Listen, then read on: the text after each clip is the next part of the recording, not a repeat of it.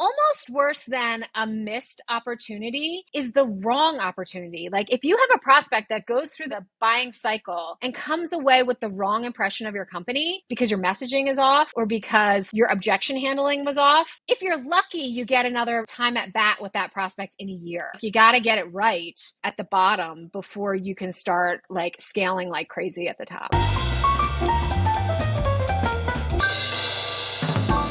Welcome back to the Honest Marketing Podcast, where you learn proven strategies to grow your business without selling your soul. I'm your host, Travis Albritton, and in today's podcast episode, just got a phenomenal conversation with Amy Winter, who's the co-founder of Wheels Up, an agency that works with tech startups that are in high growth mode. And some of the things that we talk about that I think are really pertinent for regardless of whether you are in your business journey is the importance of bringing humanity and personality into how you position your business, not being so uptight, but really leaning into the relatability factor of what you do and who you are and connecting with people at a human level. We talk a little bit about why they have dogs in a lot of their social media content. And I think it's just some really good principles for all of us to take from. But then we also talk about the nuts and bolts of things that are working for them and their clients that are in high growth modes where they are trying to get profitable as quickly as possible. You know, because it's true, you could do just about any kind of marketing effort and it will more or less give you some results. But some strategies are better at different points in time than others. So we talk a little bit about that, but just overall, a really great interview. There's links in the show notes to all the things that we discuss and mention as far as resources and handouts and things like that. Make sure you stick around to the very end of the episode, where I'm going to give you my number one practical takeaway from my conversation with Amy, but here it is. Let's dive in. So Amy, thank you so much for joining me on the Honest Marketing Podcast. I'd love to just start with your background in marketing and business growth, and if there are any stories or anecdotes from your professional developments into what you're doing now that really stand out as seminal moments in shaping you into who you are and what your superpowers are. Yes, thanks for having me. It's funny when I look back on my career, the theme that kept bubbling up was change. I always ended up in these places during like crazy times of change, whether it was a brand new company that was establishing itself and, inventing a new category or pivoting, or the housing bubble of 2008, or, the Great Recession that followed. I was working at a real estate marketing company in 2009 when the world kind of imploded, and talk about having to figure out how to regroup and keep moving in that kind of environmental economic environment, is challenging. And then I found my way into startups, and that is always a changing, moving target. So this being able to figure out what the right marketing strategy is right now during this time of change, and knowing when to use. I talk a lot about like low beams and high beams. When do you think about your low beams and the things that are right in front of you? And when do you think about your high beams, and when can you plan for 6 months or a year or 5 years or 10 years down the road?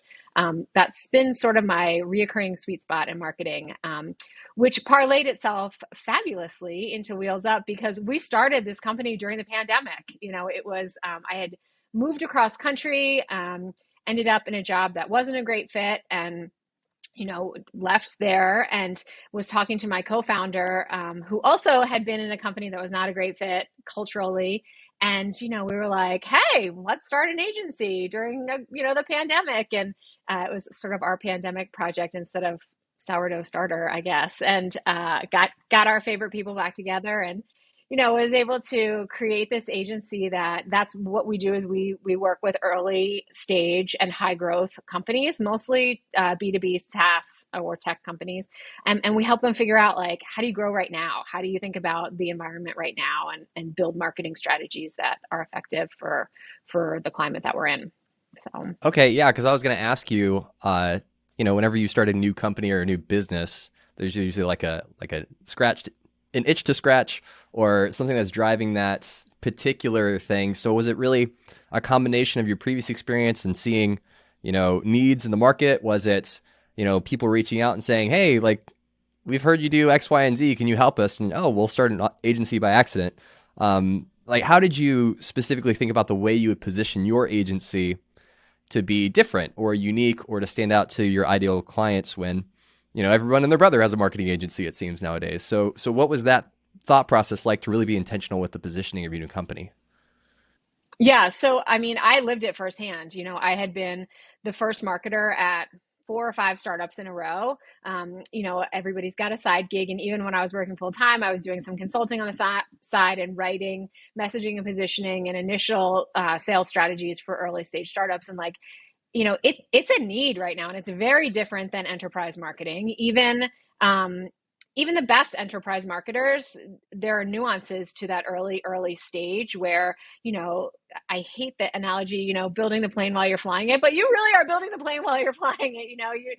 It's such a, no entrepreneur starts a tech company, because they want to be a marketer or they want to send email. They start this company because they've got this amazing idea, this amazing technology that they either invented intentionally or by accident. And, you really need to figure out how to craft marketing around that. And so, we knew, my business partner and I knew, because we had lived it, that there was this gap in the market. At least, we'd worked with dozens of agencies collectively, and no one was able to come in and think about it in such a short-term, iterative, agile, cross-functional way. Like, one of the things that we talk about with our clients is marketing needs to move from the red to the black as quickly as possible. And one of the best ways to do that is to build these cross-functional relationships and build this cross-functional equity within the company, where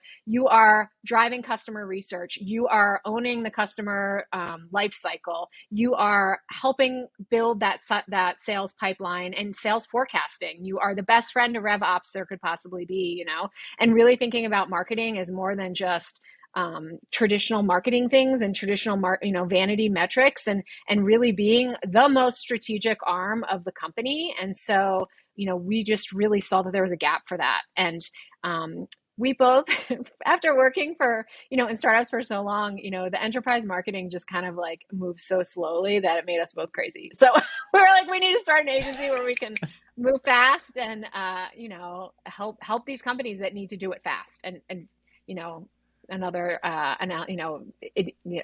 saying in startups that I hated, the failing fast, but you really do, you have to fail fast. So yeah, enterprise level clients are totally different beasts. I have several, and it's like, wait, how many layers of red tape to make a very simple decision? And then it just all gets gunked up because one person who has no context but wants to weigh in with their opinion, like, drags things and delays things for multiple months. It's like, why are we doing this to ourselves? Just do it. Death by 1,000 cuts. Yeah. Yeah. So totally. I want to ask a couple more questions about Wheels Up, and then we'll get to some strategy. So starting in the pandemic was certainly a unique environment to be starting a company in, though obviously being an online kind of remote company helps. What have been the strategies that have helped you with client acquisition? Is it tapping into previous connections and just old-fashioned networking, like, hey, introduce me to your buddy who could be a good fit?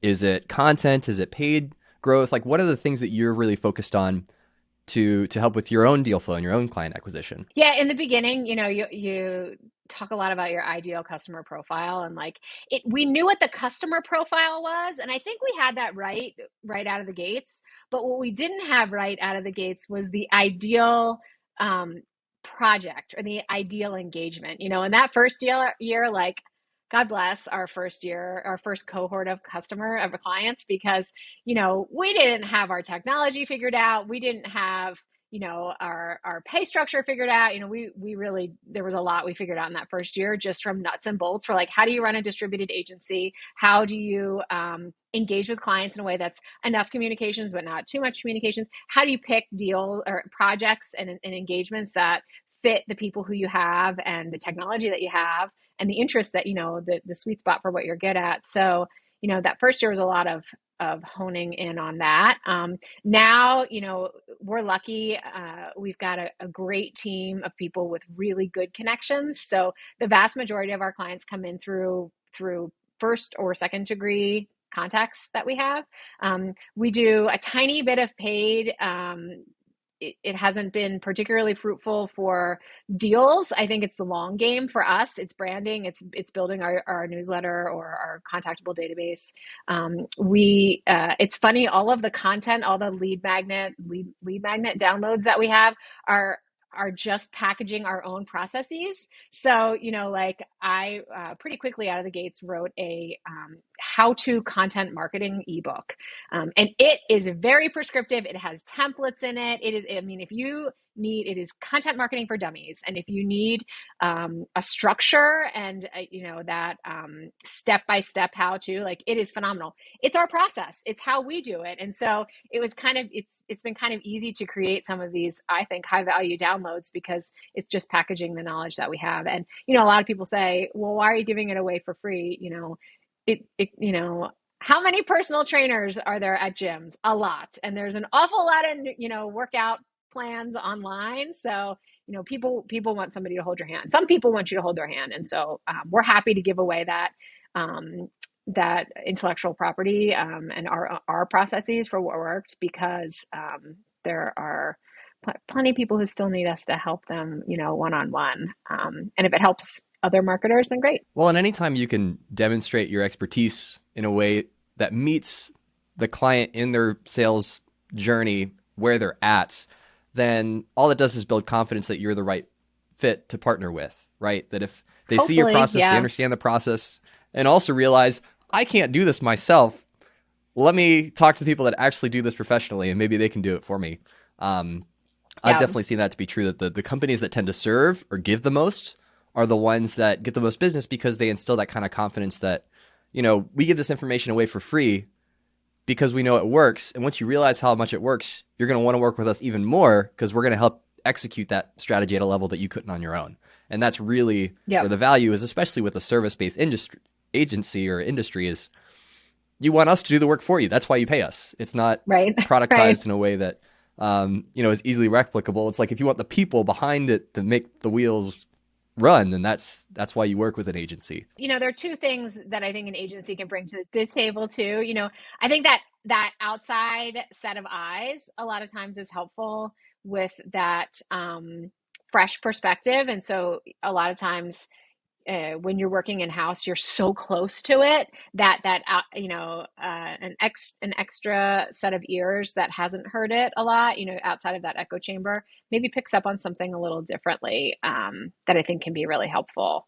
And then also we really harp hard on tying things together, reusing things and tying them together. And so I think a lot of ways we can come in and, let's do this project once, but figure out 8 other ways that we can reuse it or re-leverage it. So I think that's, extra value that we tend to bring to the table that's outside of maybe just reading the ebook and doing it yourself. So I do have a personal question, Amy, before we get into tactics and strategies. You guys use a lot of dogs in your social media presence. And even on your, our team. Talk to me a little about that, about not being so professional in the sense of the classic uptight LinkedIn profile, we are professionals, we do everything professionally, but really letting the character and just the fun come through. Talk to me about that, because that's definitely not an accidental thing. You choose to put pictures of dogs on your company's Twitter account. Yeah. Yeah. So we, the age old, you do business with people who you like, that it's so true. And we, when we started Wheels Up in the middle of the pandemic, my business partner, Elise, was actually living in a travel trailer, like a camper, touring the country with her husband.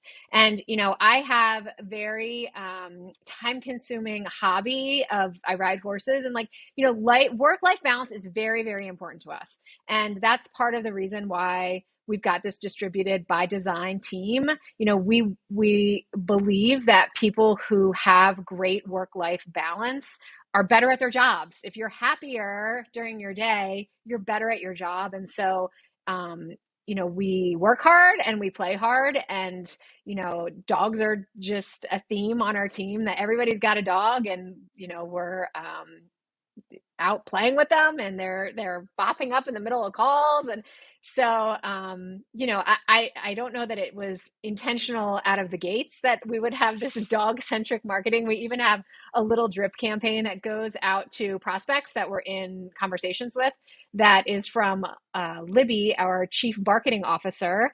And it's a fun little drip campaign that, hopefully shows a little bit of our personality, but we also work hard to tie it back to our core tenets and the things that make us who we are.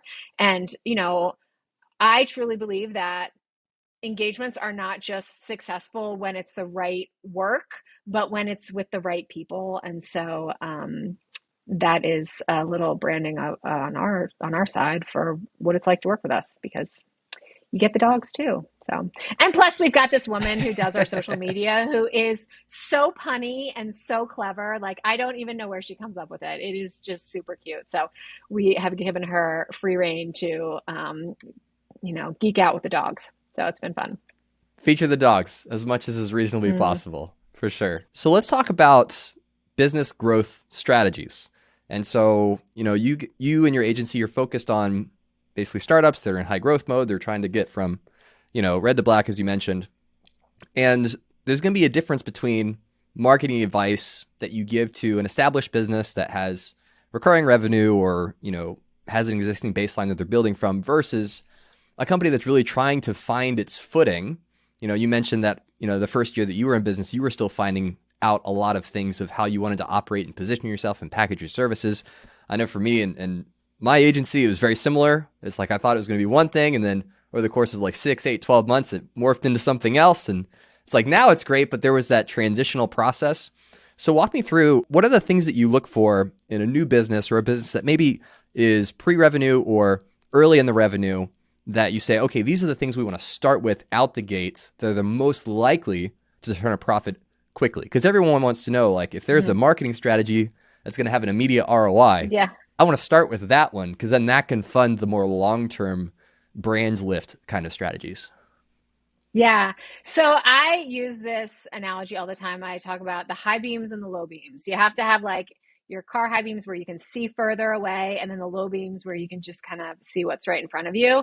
And, one of the things that um, the high beam things that we do like to get started right away, no matter what company it is, and we like to put a little bit of resources to it, is your SEO. We say this is your 401k. You need to think about your SEO, number one, and you need to think about your contactable database. There are a lot of investors out there who want to know in, usually a Series A round, what your contactable database is. How many people do you have opted in? Because those are the eyeballs that you own. You own the ability to reach out to them and talk to them. So we're always kind of thinking about every marketing thing that we do, how can it feed those two things in the long run? It's not something that we talk about every single week, but it's the immediate things that we're doing. Oh, and how can they also feed SEO? And how can they also feed our contactable database? The low beam stuff that we're thinking about, I like to start at the bottom of the funnel when I am evaluating marketing opportunities, because I think that usually, generally speaking, it's useless to dump money at the top of the funnel if the bottom of the funnel is broken. And you can back up a lot of demand that is wasted if the bottom of the funnel is not optimized and is not moving smoothly. And especially in an early stage company, that's frequently your sellers. So how can we enable those sellers quickly? And how can we get them the tools and the campaigns that they need to be able to close deals? And also, it's a great place for us to start because it's a learning opportunity. We can test messaging. The BDRs and your SDRs, like they can test new messaging every day and you can get feedback. Like there is no better marketing testing tool than your SDR team when you're trying to get instant feedback. So we work closely with, usually in an early stage company, there's maybe one SDR or one inside salesperson. So we kind of like to tie ourselves to the hip with them and figure out how can we run these micro campaigns to figure out what's sticking, what's working, and what's not sticking. And then you can scale from there. Especially in an early stage company, they don't know what they're selling, and the sellers are frequently like, well, Wild West, they like do a lot of like shooting first and aiming second and selling stuff that maybe isn't even a product at the time. And so, like there's so much to learn from those early sales cycles. And so we like to really think about marketing as a partner to them, and how can we figure out what they're doing that's working and scale it.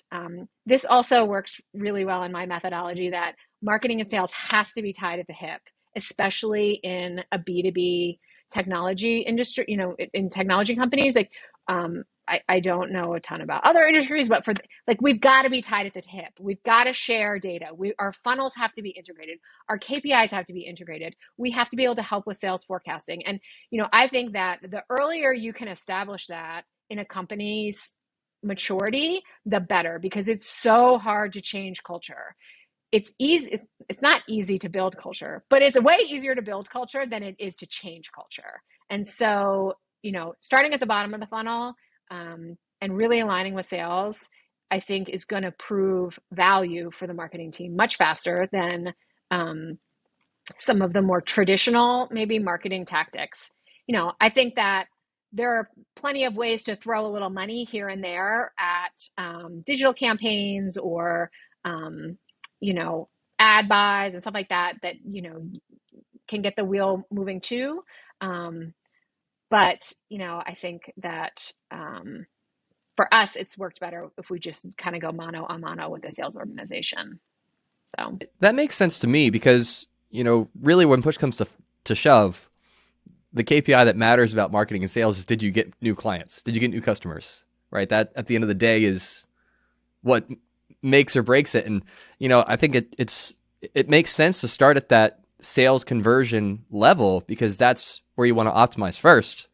Because like you said, you can throw a bunch of money into it, but if the conversion process, if the funnel isn't set up to support those things, or if they're disconnected and that you're getting good initial results from a top of funnel marketing campaign, like, oh, we're getting really cheap leads, we must have figured something out.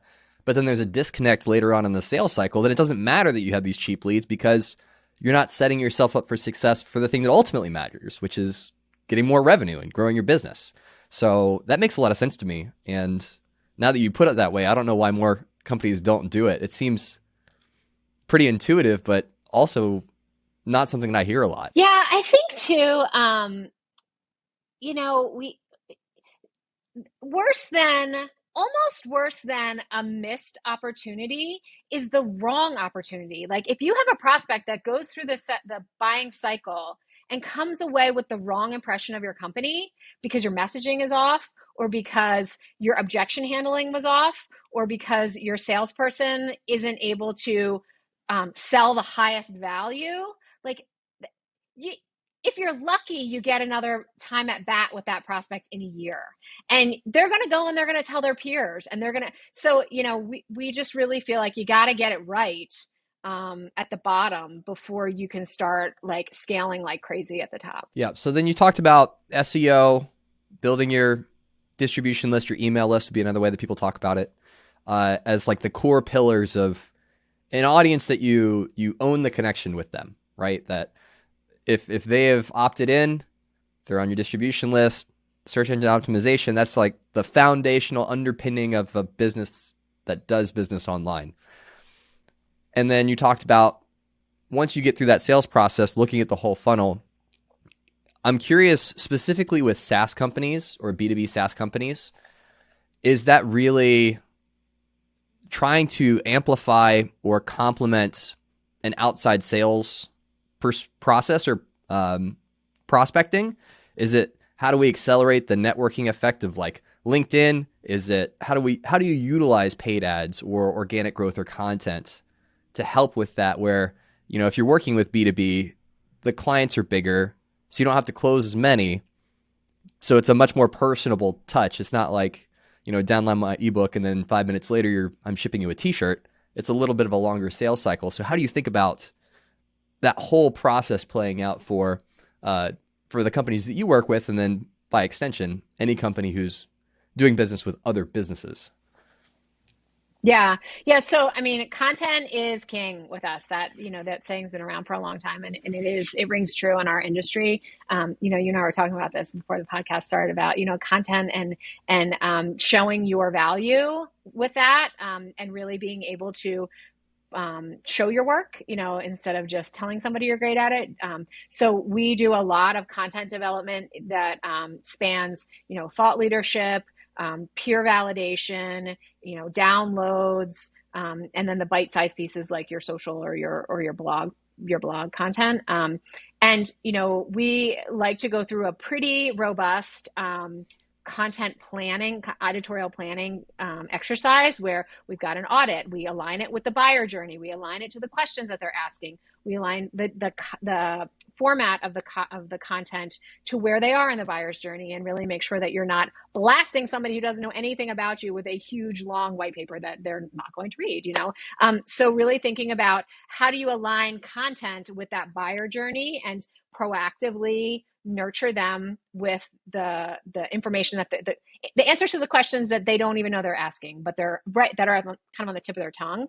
And we really think about content is how do we proactively answer all the questions that a buyer has and handle all those objections, so that our goal is by the time they actually talk to a person in sales, they're like, take my money, like we're done, just dot the i's and cross the t's, let's do the red line and get it done. So we really rely on content. And then, we think about content as a pillar. Our library of content is the foundation of marketing. And then we think about megaphones. What are all the different megaphones that we have to blast this content out? And that's your social and your, whether it's, one-to-one LinkedIn campaigns, or whether it's Apollo blasting out, cold emails, whether it's social media, paid ads, you know, there's, and those are really dependent on the company. It's dependent on the competitive landscape. It's competitive on how expensive the ads are, the keywords are, how readily available is a lookalike audience, so we don't have a one size fits all amplification strategy for our content, but those are the two pieces. Like, what's the content that we're trying to write that aligns the buyer journey, and then how do we get it out? I wish it was easy. I wish it was like, a formula for like, here's our amplification, our one size fits all amplification, campaign strategy. But it's really personalized for each company. Well, and I've seen the more, I've been in marketing for, you know, longer than most. I think you've got me beat though, for sure. Oh, great. And I've Thanks. definitely noticed Yeah, that the that I'm people older. that, well, no. But the people that I've paid more attention to are the ones that give the nuanced answers of not like, this is the silver bullet. This is like, if Yeah. you just do this, everything's TikTok ads. You just start doing TikTok ads, everything explodes. It's amazing. And it's like, well, sometimes, but not all the time, right? And so I think that's so key, is having that filter of what's going to work for me in my context. Where's that underpriced attention? Maybe it is LinkedIn. Maybe it is Facebook. Maybe it is, podcast guest appearances or video or webinars or things like that. And really identifying like where is the best opportunity within the landscape that you're operating in. So like the classic example is, people say, oh, well, if you're in an intent to buy market, then just do Google ads because they're typing stuff in. You'll be at the top. They'll buy your stuff. It's like, well, yeah, unless you're a credit card review website and you got to spend like $120 to get that click, because all these other credit card companies are more than willing to pay that to get a customer for life, right? And so it's not always so easy as here's the boilerplate answer, run with it, but it's identifying those unique opportunities to zig where everyone else is zagging, and really have those kind of outsized results, especially early on when you're testing things and trying things, and you have the ability to be a little bit more flexible and try things that may be a little bit more innovative than your entrenched competitors. Yeah. And we actually have, I'd be happy to share the template with you if you want to put it in the show notes or share it with your people. But like, we have a template for like the buyer journey. Here are the, stage one, pre-awareness. Here are the questions your buyer, your prospects are asking. Here is the content that we have that answers these questions. Here is the format that the content is in. Here are the distribution channels that are appropriate because of price, because of audience size, because of complexity of messaging, because of competitive landscape, that, and you fill it, okay, well, maybe pre-funnel, we're using, Facebook ads for awareness, and then because they're cheap and because, our message works great in a visual, quick 5-second video, and then in this next stage, you're right. I would love for there to be a silver bullet, but there's not. I think if you can break down your campaigns by that stage, it makes it easier to think about Google AdWords might be great now, but it's not in a month when the prospect knows more, or and you kind of have to do a little bit of everything, right? And that's why it's so important when you're writing content, which is a super expensive part of the process, to think about, how can I repackage this? How can I write this one piece once and then fit it into these multiple stages and these multiple amplification formats? Otherwise, you're just going to be wasting your time writing content all the time. Definitely, definitely. Now, one thing that I definitely want to hit on before we wrap up is team. Actually building out a team to support fulfillment and actually like delivering on the promises that you make. Because, I think like you mentioned earlier, like the sales team, sometimes they sell things that either you haven't created, don't want to create, but it's like, well, it's cash in our bank account, so I guess we're going to do this now. I guess this is this is what we're going to do now, right? But one of the things that often gets missed in growth and how do we grow the company and get more clients and things like that is, well, then you actually have to service those clients afterwards, right? And so much of that is, especially if you are an entrepreneur that's getting started, you want to spend as much of your attention on growing the business as making it profitable and sustainable, that you want to have trusted people that can handle account management, that can handle the deliverables, that can really support the clients at a level that goes above and beyond even their expectations to start to ignite some of the word of mouth and network connections, especially in a B2B space where so much of it is built on trust. So talk to me about how you have developed your own team over the last several years since you started Wheels Up, and some of the things that you do that might be counterintuitive or not normal for the way that people and entrepreneurs typically think about incubating talent. Yeah, my soapbox issue is that if you're going to be a manager, your job is to develop talent. It is not to just get paid more and have your manager title. It is to develop talent and to take the responsibility of taking someone on who needs help and who needs mentoring and who needs development. And, we forget that as managers, we affect how much time people have to spend with their families, if they can afford a mortgage, if they can go on that vacation. I don't mean to sound, hyperbolic about this, but your manager really dictates a lot of your mental health, a lot of your career trajectory. And I just think that so many people are on this quest for a manager title or a director title or a VP title or whatever, without realizing that there comes great responsibility for the people who are on your team. And so I just really like to challenge people to remember that and to, think about at least 50% of your time should be developing your junior talent. And that trickles down into who I hire, because, I want the all-around athlete who has the right cultural fit, the right intellectual horsepower, the right curiosity. Like, I can teach somebody anything. I can teach somebody how to run AdWord campaigns. I can teach somebody about campaign. Like, that's easy. That's the easy part. I can't teach somebody how to raise their hand when they think something's going wrong and they need to be the whistleblower. I can't teach somebody how to have the courage to speak up or to be curious to go try it a different way or learn a new skill. And so my two favorite hires I've ever made in my entire career, one of them I hired to be a customer engagement. She was a customer marketing specialist. She had never had a marketing job. She was fresh out of college, and I hired her because she was a friend's nanny. She had nannied these these twins that were from birth to 5 years old while she was in college. And I'm telling you, if she could keep those balls in the air, if she could keep those plates spinning, I was like, this is going to be a snap. And, she was so good at people skills because she had managed this family. And so, and then my second favorite hire, I hired him to be an events manager. He had never been to an event, he had literally never been to a trade show, and was today the best events manager I've ever worked with because he had been in community health advocacy. And again, it comes back to like, how do you talk to somebody who you don't know? How do you get them to open up to you? How do you build that instant rapport? How do you project that instant likability? And just the most detail oriented person I've ever met. So, I think that I would challenge hiring managers to maybe look away from the resume, which I know is hard.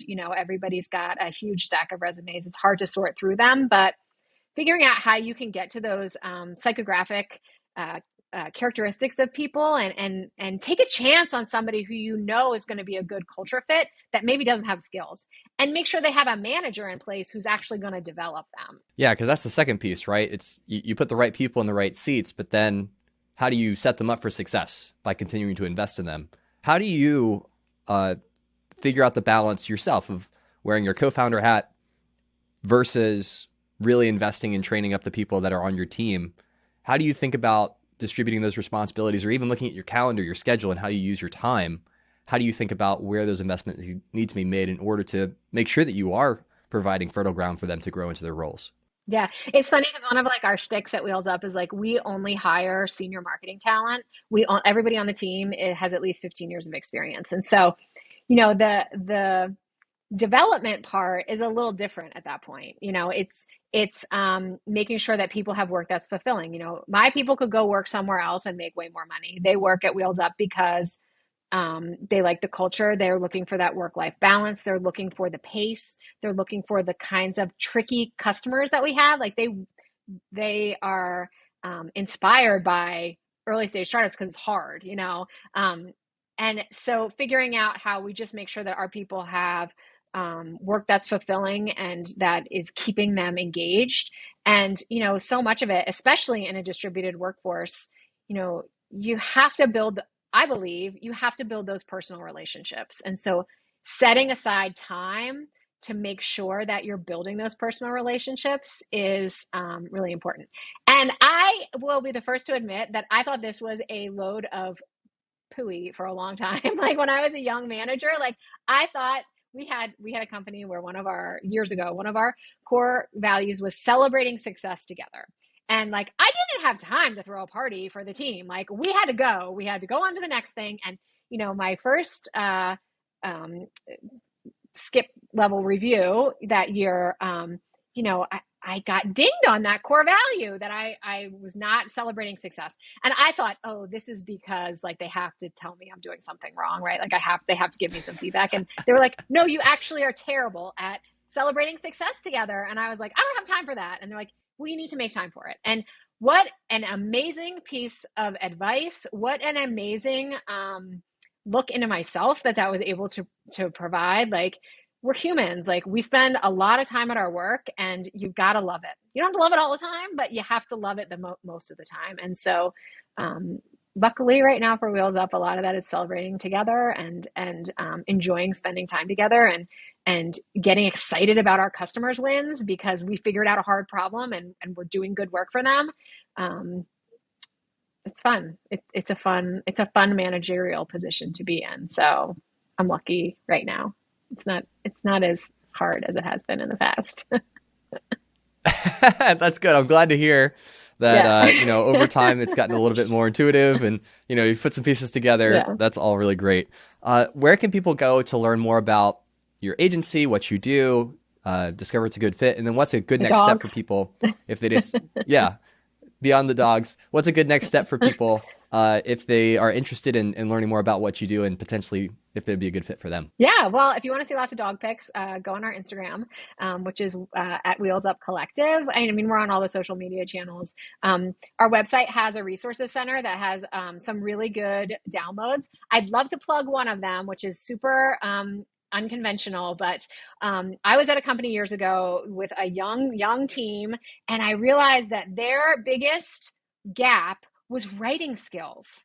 Like they were not good writers, and that is got to be a foundation of anything even if you're not in a content role, like you got to be a good writer. And so I went out on the hunt for college courses or continuing education courses, some kind of writing courses. We couldn't find them anywhere. There was creative writing, there was autobiographical writing, like there were no business writing for marketers classes out there. So we developed one on my team. I engaged one of my senior content strategists, and she and I built this curriculum. It was a year-long class that the whole team went to once a month, and we turned it into an ebook. So it's called Magical Writing Skills for B2B marketers, and it's a really fun, punny, like quick read, but great writing tips, and that's on our resources page.